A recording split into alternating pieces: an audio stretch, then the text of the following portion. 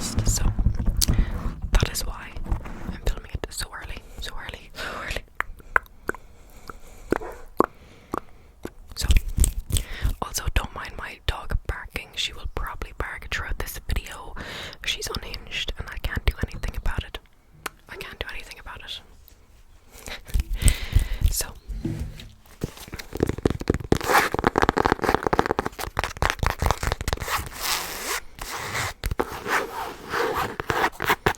my lovely bullet journal with all my reading updates. So, I have physically actually read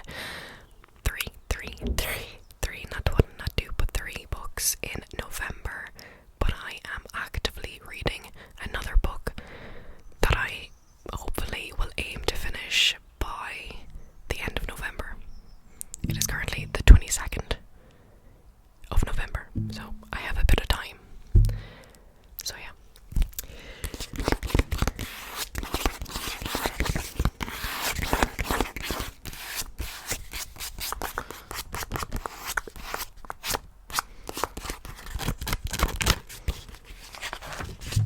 I did watch a lot of TV series. Well, I rewatched season 3 and 4 of Stranger Things, and I had some movie marathons with my friends, so we watched all Harry Potters, and then another friend, we watched High School Musical 1 and 2. High School Musical 1 and 2. 1 and 2. 1 and 2. 1 and 2. Sorry, my dog, I can't deal with her. She's annoying me so much. But the first book that I read in November is a book that I really, really enjoyed. It's not actually the first book I read, it's just the first book in this pile. So it's like my 3rd book that I've read. So my most recent read.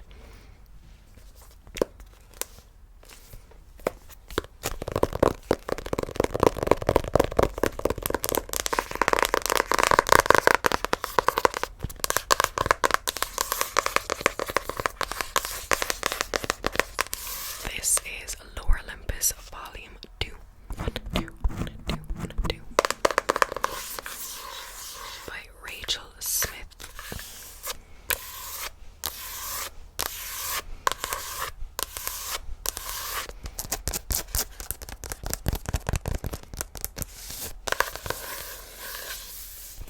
So, oh my god. It is a webtoon. So it's just like a graphic novel, kind of with vivid colors.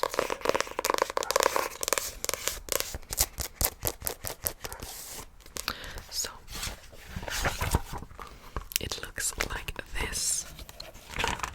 Oh my god, this dog. But I love the pictures.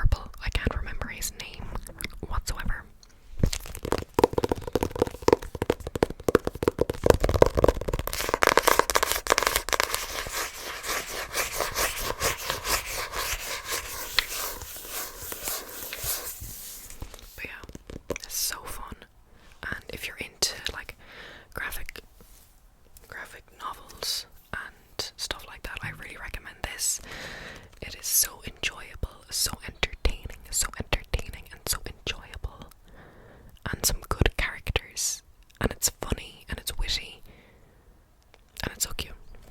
But for real, I don't know what Persephone is wearing.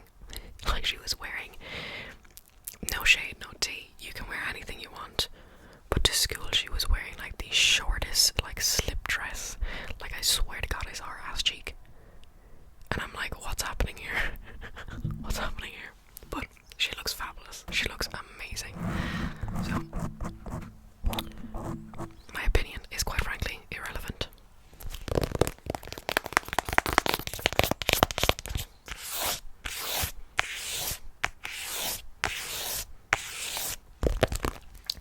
That was the first book.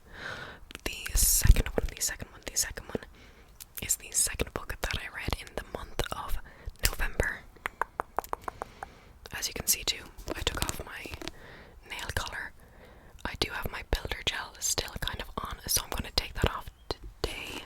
This hair, which is quite sad. So this is honestly the last time you're going to see my nails this long. Very sad times. Very sad. This is the next book that I read.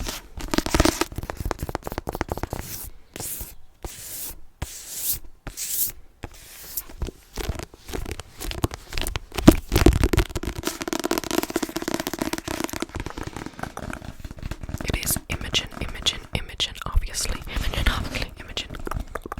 Obviously.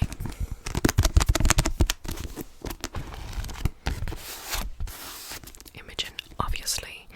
So my friend is selling some books, and when I was at her house, that's where we watched the Harry Potter movie marathon. When I was at her house, I saw this one, and I really wanted to read this. It piqued my interest from BRB Dreaming. She did a wrap-up a while ago, I think, with this book, and she really liked it. And I do like Becky, Albertali, and Adam Silvera. They'd done a few books together, so I wanted to read this. So I gave this book 4 stars.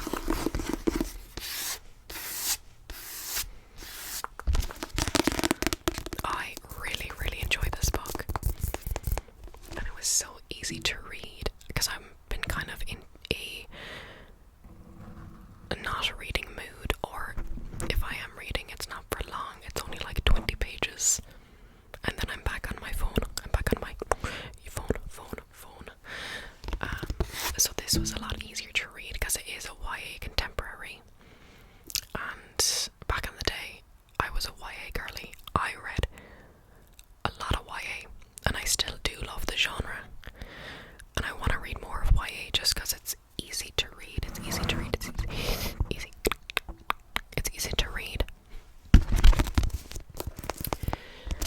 This one followed the main character, Imogen, and she is the greatest ally. So her sister is queer, her best friend, or 2 of her best friends are queer, and Lily is invited to one of her best friends' like college, and she has been invited for a very long time, but the main character, Imogen, is anxious about going to college, a new setting, seeing her new best friends, you know, it's a very disconcerting time. But she decides to go this one time, and she meets all of her best friends, Lily's new friends, and they're all queer, and Imogen has a lot of self-talk in this book about how she's trying to be a better ally, and how she's actively taking steps to learn more. And I really loved those discussions, those thoughts. And so Lily, her best friend, made up a story saying that her first girlfriend was the main character, Imogen. And Imogen is like, I'm the straightest girl around. Straight as a pencil. Straight as a fucking pencil.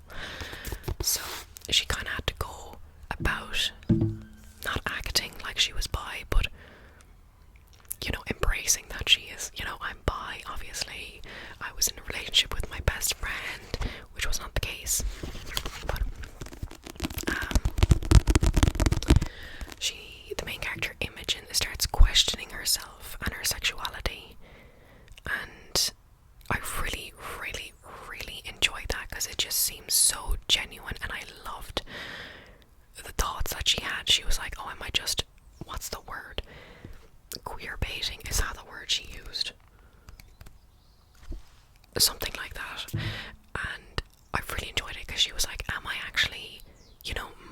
straight, or am I just like, you know, doing it for the shits and giggles? Not the actual shits and giggles, but you know, there's a word and I can't remember what it is. But I really enjoyed the friendship she had in this book, besides Gretchen. Oh.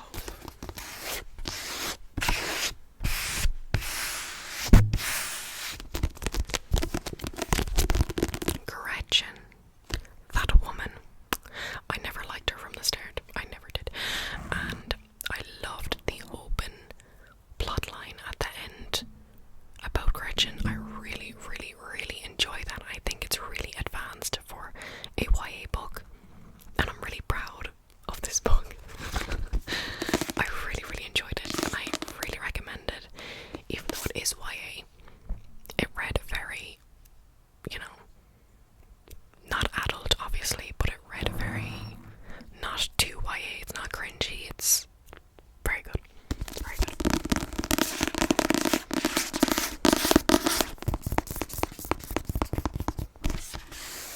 Yeah, I actively hated Gretchen, but I understand her because she had so much trauma, but also they were best friends, and you can't be. It was a lot. She needed to go to therapy. Gretchen, she really did. She needed to dissect her traumas, her past, and how she was treated, and how she was making it seem like you needed to go through a certain amount of trauma in order to be actually queer. And it was crazy for me to read that. And how she was like, oh, you know, shared traumas or shared experiences, but not everyone's experience is the same. And it could be exactly like Imogen, our main character's experience, where it is so like a mindfuck, really, to be honest. Imogen's mind was absolutely all over the place, and she was just, you know, actually questioning herself, like, is this for real all the time? Because she had Gretchen in her ear who was like, oh, you're definitely straight all the time, and yada yada yada. And I just really enjoyed this book.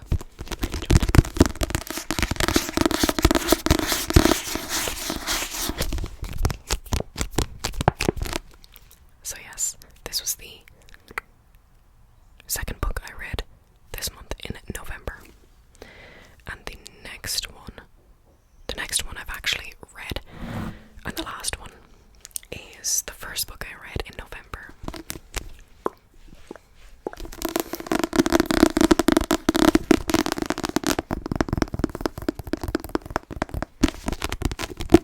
This is the absolute stunning cover of the Diablo's Curse. And it had like darker pages, which is so cool.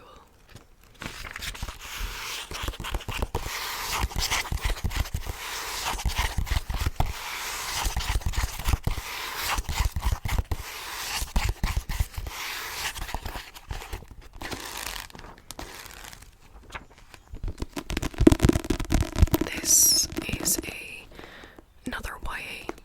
It is a YA, like, fantasy dystopian type of book set in like the 90s.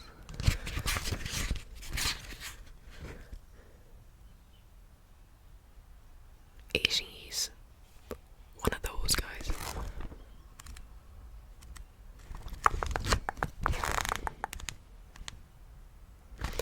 Let's say the 1800s. Why is my dog upstairs? Why is my dog upstairs? What's happening here? What's happening here? So it's set in England. Is it set in England? New England, off the coast of New England, is an island that, so there's three characters, there's two main characters. There is Tammy, who is the demon who makes deals with people, and there's Silas, the cursed boy, who made a deal with Tammy. And Tammy is now trying to become human and rectify all the past deals that he made. So he has to rectify that deal with Silas, which is the cursed boy. But Silas does not want to rectify the deal because his curse is that he dies. Like, he dies all the time and he comes back to life, and it's in his family, and he's worried about his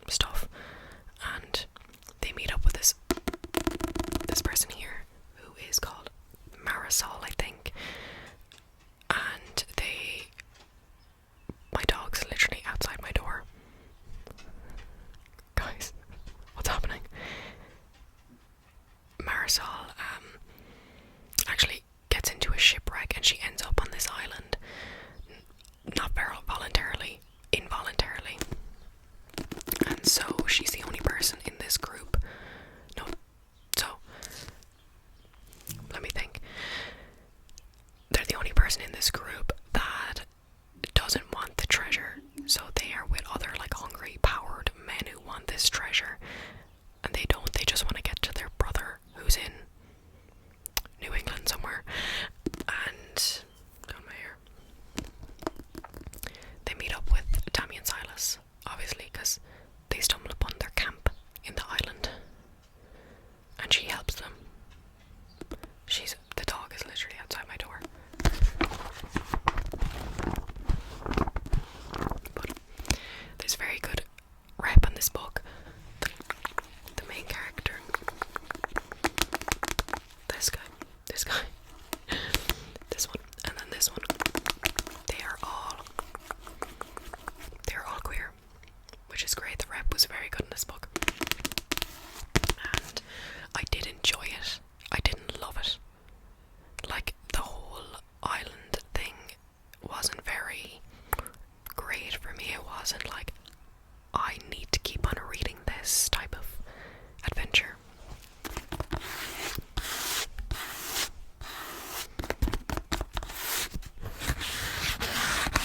But it was grand, and I love the cover so much. The next book that I have not read, but I'm hoping, fingers crossed, I will finish this month, is, oh, there's a fluff, Uncharmed by Lucy Jane Wood. And look how absolutely stunning this cover is.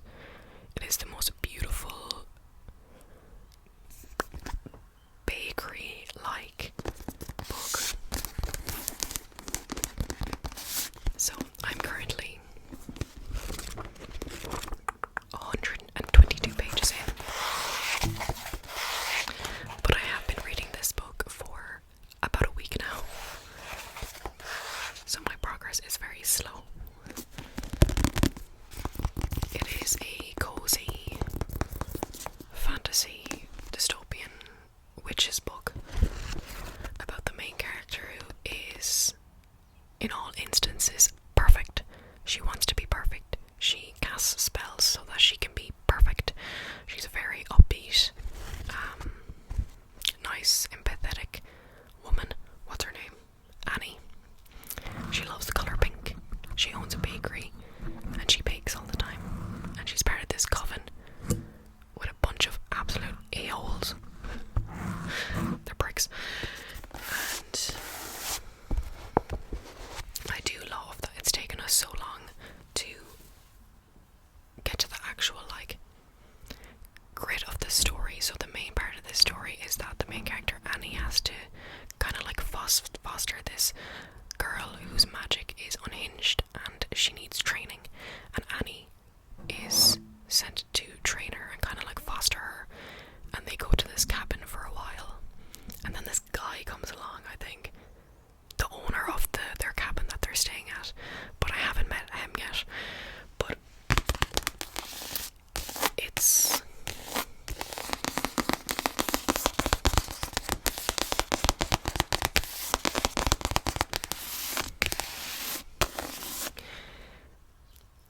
not as gripping as I thought it was going to be.